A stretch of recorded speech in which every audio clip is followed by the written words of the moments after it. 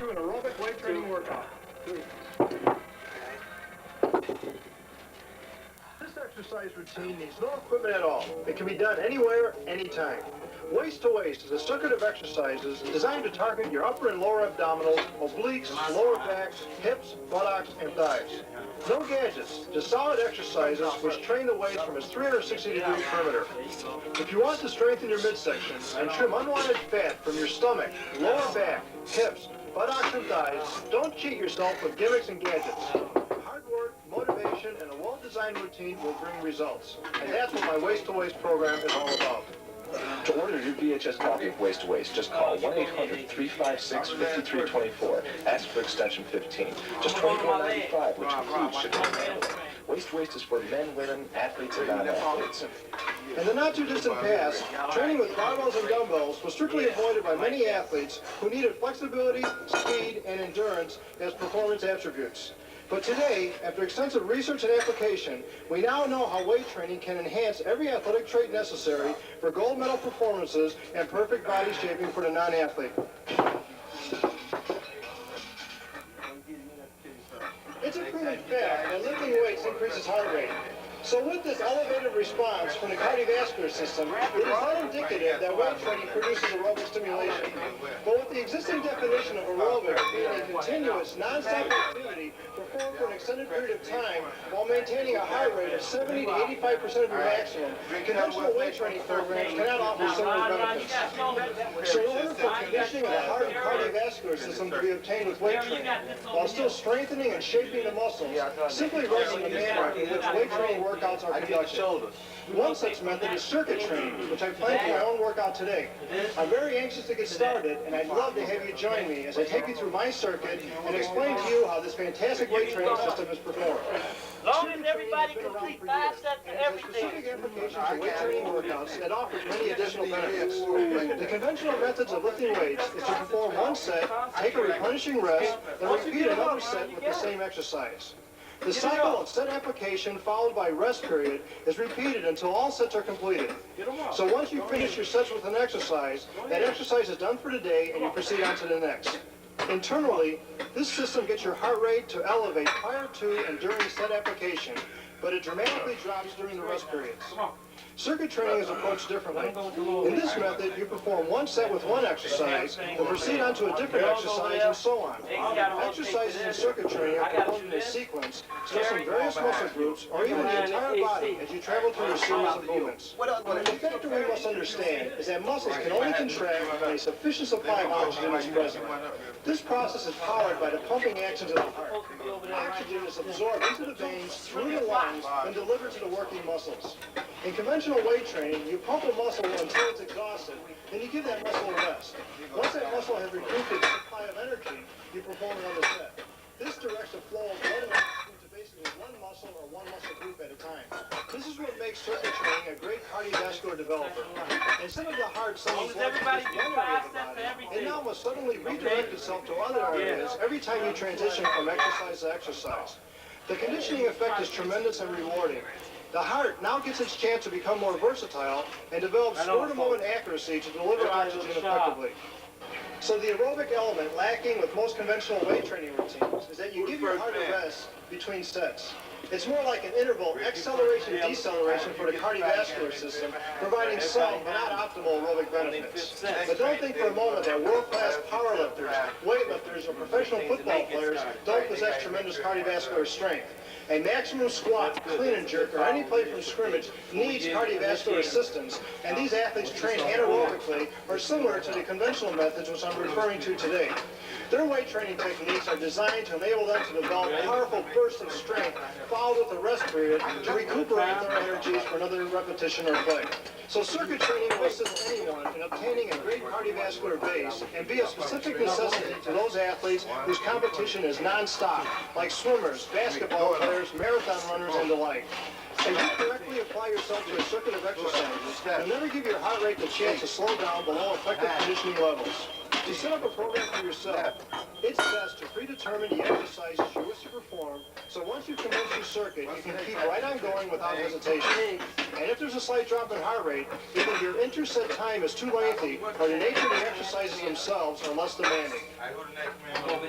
There are many methods of circuit training application. Most of these can be isolated, or the entire body can be worked with each circuit. And to design a program that's best suited for yourself, it's important to select at least one exercise for each muscle group and perform a series of exercises to cover large areas of your body. This chart illustrates how the muscle groups of the body are divided into basic categories and subdivided into their muscular components. Keep in mind that each muscle group must be trained from various angles, so therefore this subdivision category is really your targeting focus when arranging the exercises for your circuit training. Don't cheat yourself. Now, once you've categorized the muscular system into its subdivisions, it's now time to select the exercises themselves. This chart gives an example of how your list of exercises may fall under the subdivision columns. The number of exercises which you can list for yourself is largely dependent on the facility you have access to, like a sophisticated health club or weight training in your basement. To arrange the exercises, place them into a specific sequence so as you fatigue from one movement, you can immediately start another. The basic objective is that once you start, you keep right on working out, exercise after exercise, until your circuit is completed. If two adjoining exercises are closely related, you can run into some trouble and have to slow down. And that's what we're trying to avoid. We want our heart rates to stay up. Don't go away. I'm not finished yet. Stay with me as I'll return with more on aerobic weight training.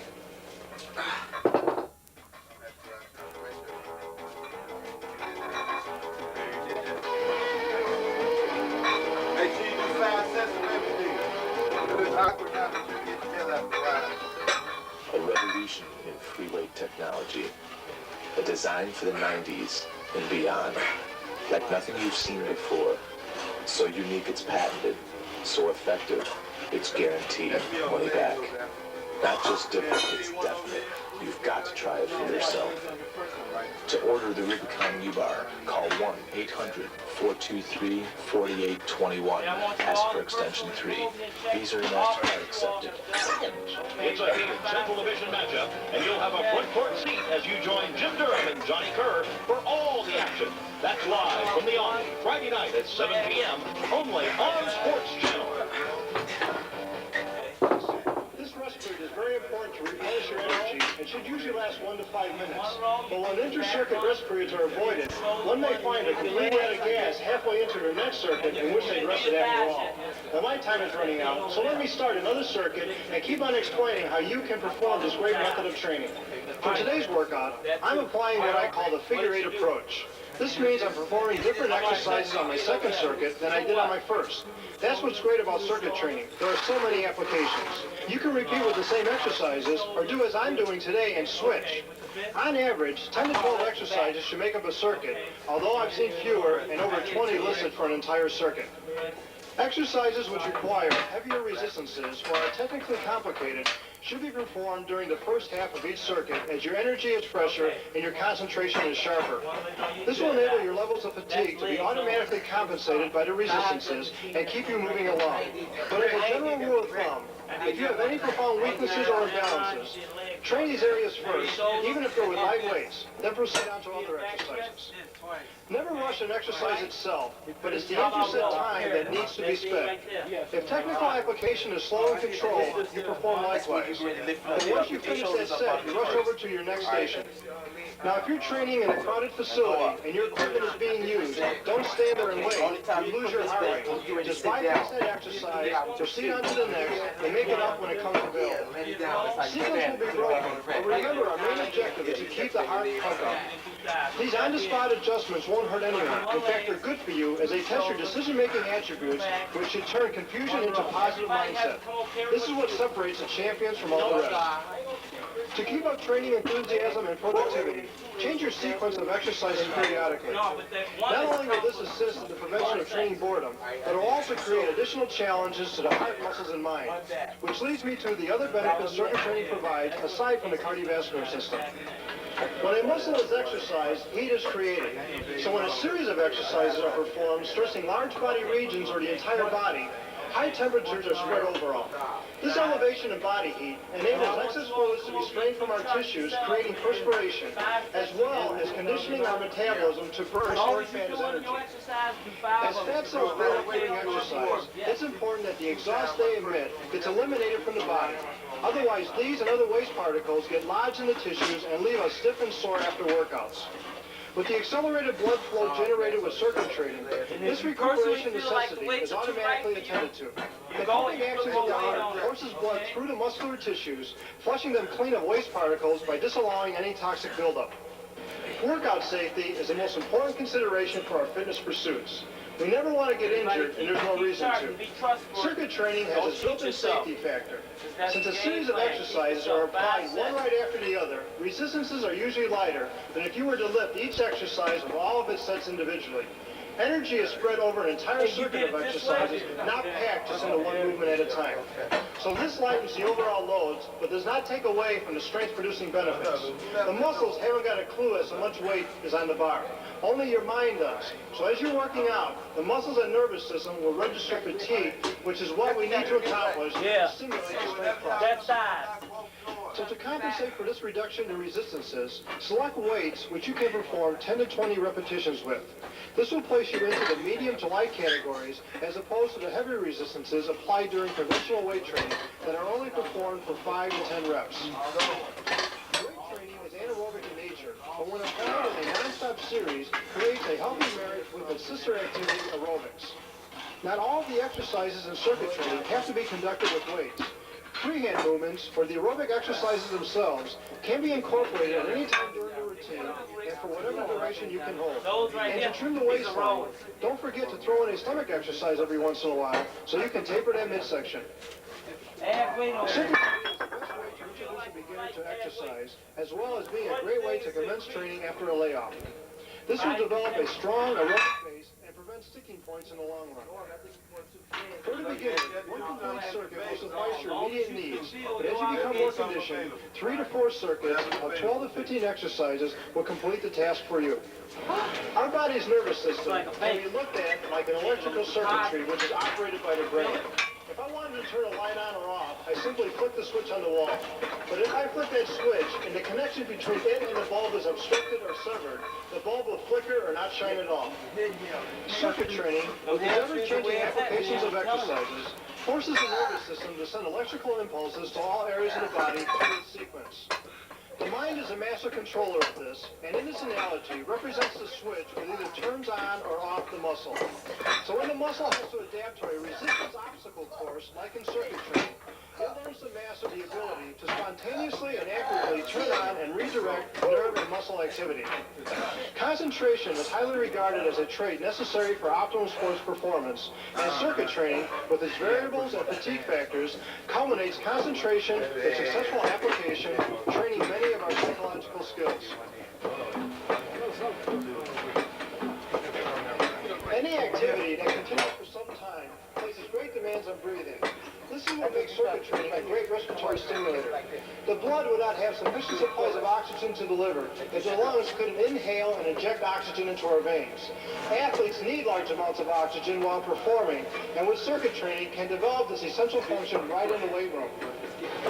I realize many of us love to be in the gym, but there are some who just haven't got the time or need additional time to perform other activities.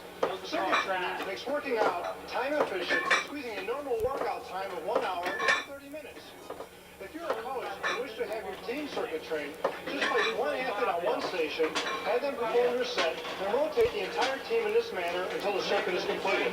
It's a great way to train, and it works. Look, I'm almost finished with my program, so as I'm finishing up here, stay with me as the weight room continues, as Dr. Joe Ellis, Dr. Bob Goldman, and my tip of the week will follow. No! That's reality. The gyms in Russia focus on strength training and are largely designed from their Olympic weightlifting philosophy. Olympic weightlifting is Russia's national sport, which is also used non-competitively by all athletes. Barbells rest on built-in platforms at 4 levels. Almost all the heavier weights are bucket plates, which are rubber coated to absorb the shock of dropping. Portable adjustable squat racks are also a main fixture used for all squatting, overhead lifting, and unloads for bench pressing. Adjustable blocks are used to elevate barbells out from the floor so athletes can begin their lifts from various heights. One of the most scientific modalities used in Russian strength training is a force plate. This plate is connected to a computerized graph which is sensitive to the forces of absolute and explosive strength and movements in all directions. I did find some machines in use at various facilities like pet decks, seated calf machines, and Roman chairs for hyperextensions and extreme sit-ups. Selectorized machines for pulleys and pressing apparatus, similar to the ones you'll find in high schools, were also available, but really offer nothing close to what we find in health clubs and gyms here in the States.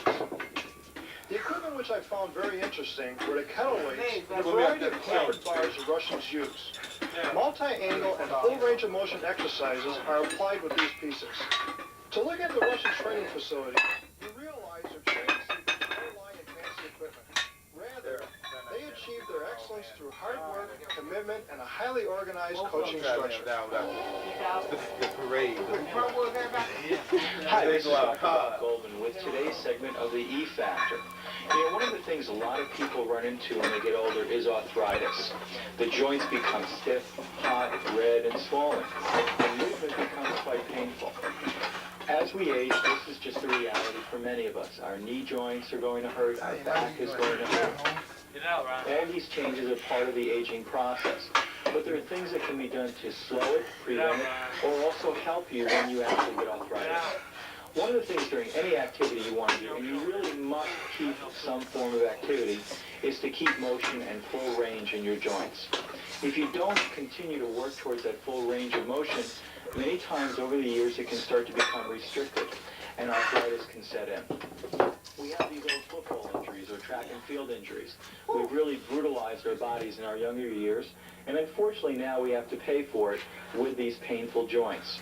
And if you look at different types of what we call thermograms, you can see where some are very normal and others have very hot spots on them, meaning there's a lot of heat and tenderness being given out from the picture. And that's because these joints hurt, they're tender, they're sore, and the people have difficulty moving. Well, there are certain types of medicines called non-steroidal anti-inflammatory medicines, or NSAIDs, N-S-A-I-D-S. Now, these non-steroidal anti-inflammatories are not anabolic steroids. Anabolic steroids are male hormone drugs, a totally different class. These are non-steroidal anti-inflammatory drugs. But these non-steroidals are very, very effective in decreasing the inflammation in those joints and allowing you to have less pain and more mobility, and also decreasing the arthritic process as you grow older. And there are a lot of different drug companies that make a lot of different types of non-steroidals, and they're very effective in older athletes, people that have acute injuries that are of rapid onset that also sometimes just get pretty badly. And these drugs will allow somebody to not only heal quickly, but to get back to their sporting activities so much faster. Now, the non-steroidals are usually taken almost always in oral form. They're in pill form so that there's no problem with taking an injection. They can be taken by many, many people. One of the contraindications for those people who have to be careful about non-steroidals are people who have had bleeding stomach ulcers, because in some cases there can be that side effect where these types of ulcers can be made worse. However, non-steroidals are very effective in the athletic population, specifically in the older athletic population. And with so many masters athletes, with so many people who want to remain active later on into life, if they're having this joint pain, go see your physician, and maybe the non-steroidal anti-inflammatory medicines can help you get back to your full range of motion and decrease the arthritis your body's now experiencing. This is Dr. Bob Goldman, and we'll see you for the next E-Factor segment. If you're serious about getting the most out of your fitness investment, Iron Man magazine is an indispensable tool. Iron Man provides world-class strength training information for the male and female bodybuilders, athletes, and fitness enthusiasts. Each month offers articles on bodybuilding, exercise, and nutrition, while featuring photo layouts of today's top athletes and physiques. This special TV offer will bring a year's subscription to your home or gym for just $21, which is half the newsstand cost. Call 1-800-447-0008 to order today. Tip of the week. Exercise machines are becoming more and more sophisticated in design for specific muscle isolation. And since training the smaller, hard-to-get muscles of the legs is almost impossible with barbells, machines have to be used and barbells cannot. Here Lori's placed herself into the multi-hip machine, which has established itself greatly in exclusive health clubs worldwide. There's a number of companies who manufacture multi-hip machines, with Polaris producing a design that's comfortable and effective. This machine is so impressive that it can be used by anyone seeking body-shaping results, and is also great for athletes in a number of sports. Being so versatile, the multi-hip machine has 4 basic angles of contraction, which target 4 sides of the legs. These areas are the outside of the upper legs, which we refer to as the hips. Some call them the saddlebags, which this machine greatly eliminates. The inner thighs or groin, the frontal hips, and also the buttocks. The